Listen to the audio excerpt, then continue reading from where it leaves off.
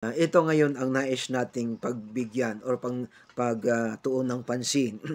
Itong kiniklaim ng mga Romano Katoliko na sila raw ang may gawa ng Biblia. Oh, tingnan natin ito mga kapatid. Biruin nyo, sila palang may gawa ng Biblia. Bakit ang daming problema diyan sa Katoliko? Yung pari nga nila bakla na eh. Ito ding mga CFD din, mga bakla din.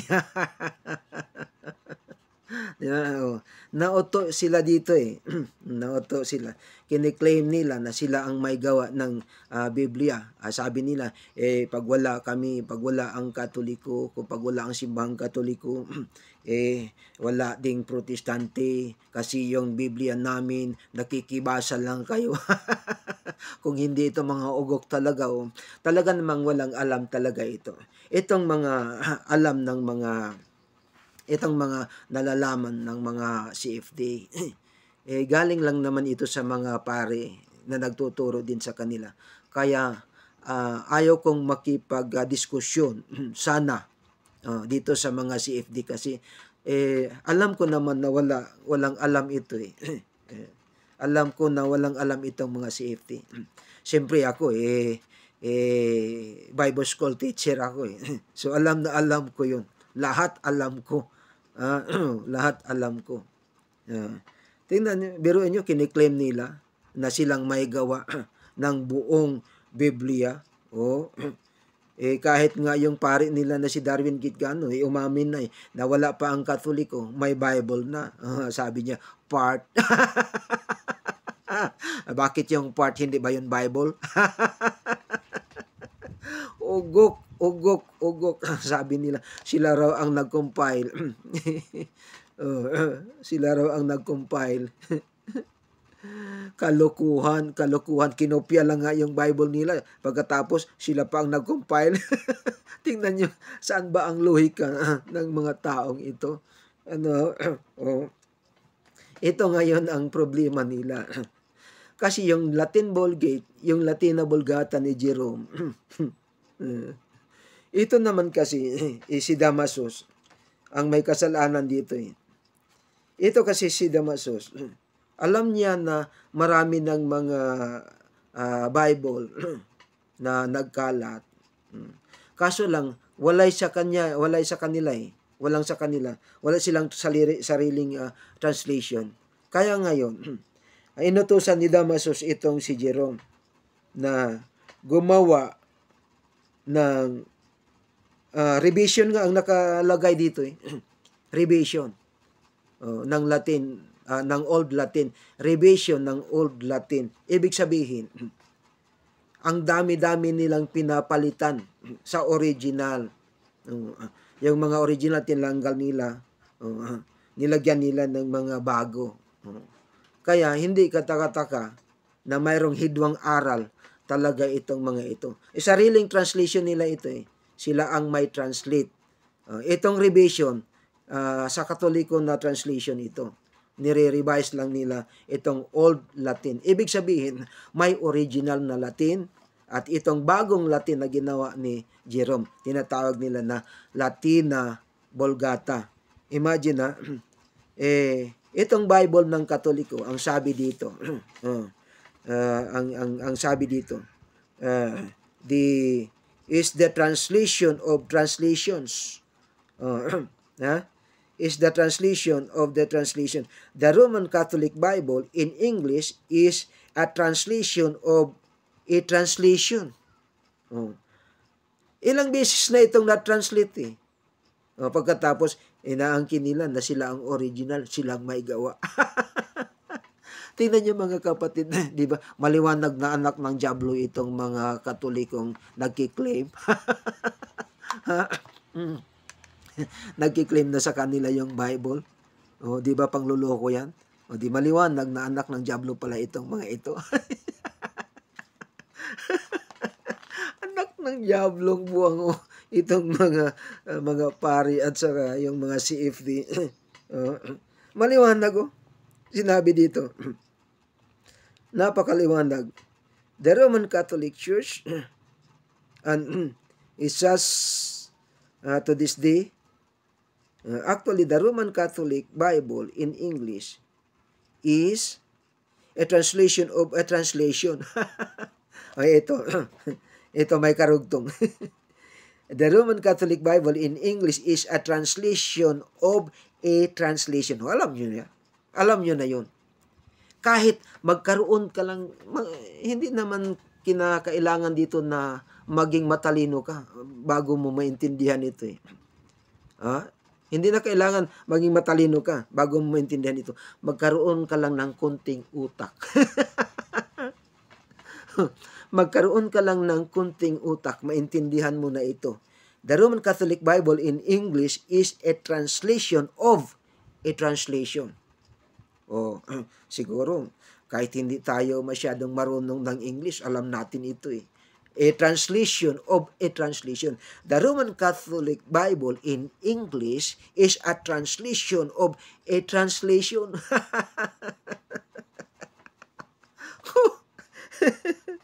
Tingnan nyo. Ito, may karugtong. Anong karugtong? Pakinggan nyo itong mabuti, mga Katoliko, mga CFD. Pakinggan nyo itong mabuti. Naawa ako sa inyo eh. Kaya sabi ko nga parang, ano bang term noon? Parang, luoy nga luod. Luoy nga luod kining mga CFD. Si Darwin gid ganon nahimong luoy nga luod. Yun mga kapatid. Ito ang karugtong. Sabi dito, the Roman Catholic Bible in English is a translation of a translation and is not as the Protestant Bible, a translation, the Protestant Bible, a translation from the original Greek language. Hindi kami nagki-claim na kami ang may gawa. Pero tingnan niyo, mas maganda pa yung sa amin kasi a translation from the original. Again, mga kapatid, hindi na kailangan din na magkaroon ka ng katalinuhan para maintindihan mo ito. Di ba? Maintindihan mo naman ito eh. Kunting utak lang. Maintindihan mo na ito. Na mas medyo magandang quality ang Bible ng mga Protestante. Ito'y hawak namin ngayon compare dito sa Bible ng mga Katoliko na sila-sila lang ang may gawa at pinapalit-palitan pa nila. Revision ang nakalagay dito eh. Translation and revision. Tingnan nyo. Kalukuhan ito eh. Kalukuhan talaga ito. Hindi ko palalampasin ito. Kalukuhan ito. Kalukuhan ng mga paring Katoliko ito. At ito namang tagapaghatid ng mga tagapag-spread ng salita na mula sa Katoliko. Itong mga CFD. Mga anak ng Diablo ito eh. Mga anak ng Diablo ito. Biruin nyo, hindi man lang nagsuri kung ano yung sinabi ng pari sa kanila, yun ang ginawa nila. Palagi nila itong ginagawa eh. Tingnan nyo, si Darwin nga nagkamali nga eh.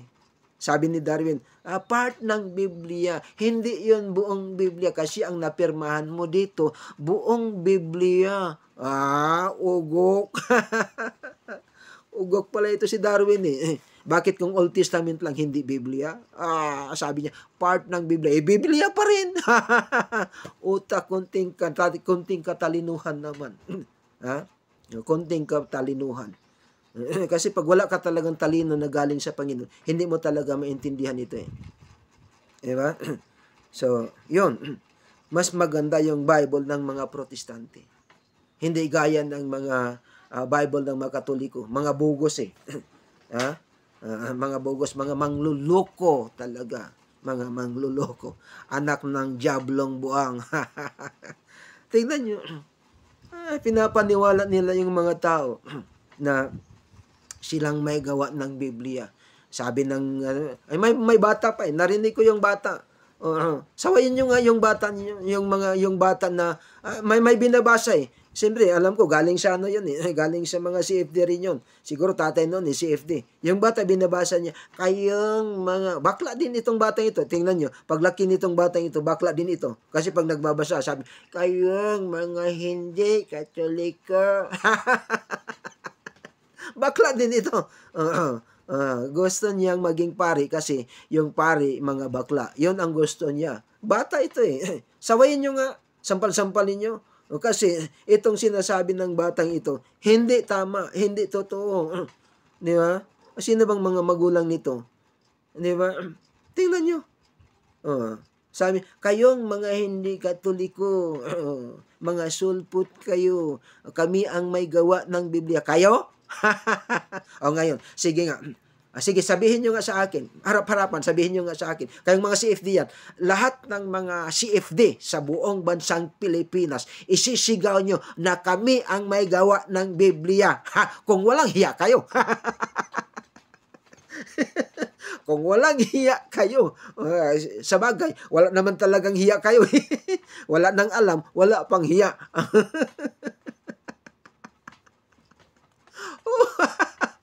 Walang alam, walang hiya pa.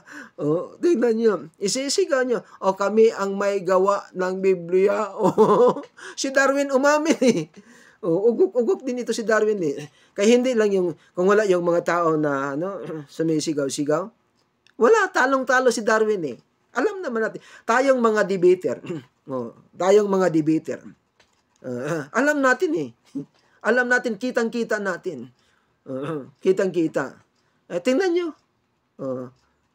Yung siguro briefing na-brief na nila yon eh. Yung mga CFD yun. Mga CFD din yung mga sumisigaw-sigaw.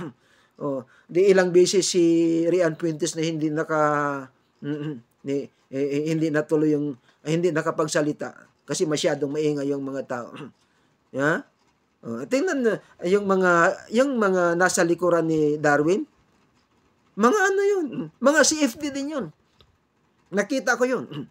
Mga CFD din yun. Wala, malungkot na sila eh. Doon medyo nakabawi konti si Darwin nung mga tao ay sumisigaw. Hindi dahil sa katalinuhan niya na makipagdiskusyon. Walang katalinuhan si Darwin. Kaya sabi ko nga dito eh, kung nagkataon na ako ang nandoon, hindi ko na yun bibitawan. Sigurado, pati yung singit, pagpawisan, pag ako ang nandoon eh. Kaya nagkataon na hindi ako, kaya okay lang. pero kung tingnan nyo mga kapatid, talagang talo eh. Talo umamin eh. Tingnan nyo, yung reason ni Darwin, yung topiko nila ay about sa compilation. Doon tumatakbo-takbo si Darwin papunta doon kay Martin Luther. Hindi naman yun si Martin Luther ang hindi naman yun ang topiko. Ang topiko kasi doon is sinong nag-compile ng Biblia. Hindi niya mapatunayan. Hindi niya mapatunayan kung sinong nag-compile. Sabi niya si Damasus ang nag-compile, pagkatapos si Eusebius naman. Yung date nga hindi nga niya mapagtugma-tugma eh. Nung unang sinabi niya, 2nd century AD, nung pangalawang sinabi niya, natapos yung compilation nung 3rd century AD. Last na, sinabi niya, sa 405 AD. Yun ang tama.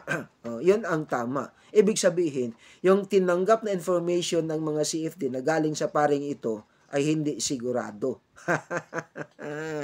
Bakit kakoy? Mga ugok eh. Hindi naman kayo nagsusuri kasi kayong mga CFD. Dapat naman kasi magsuri kayo upang hindi kayo maloko sa paring ito. Umamin eh. Umamin eh. Umamin na hindi talaga ang Katoliko ang may gawa ng Biblia. Ngayon, hindi lang kayo nahiya, dapat mahiya naman kayo. Mahiya kayo sa balat nyo. Yeah? Baka gusto nyo kantahin yung, Pinoy ako. May agimat ang dugo ko.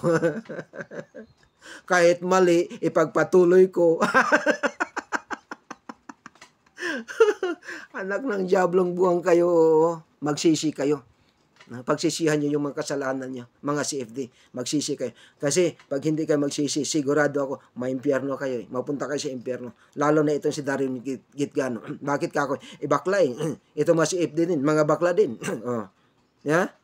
Magsisi kayo para mapunta kayo sa langit.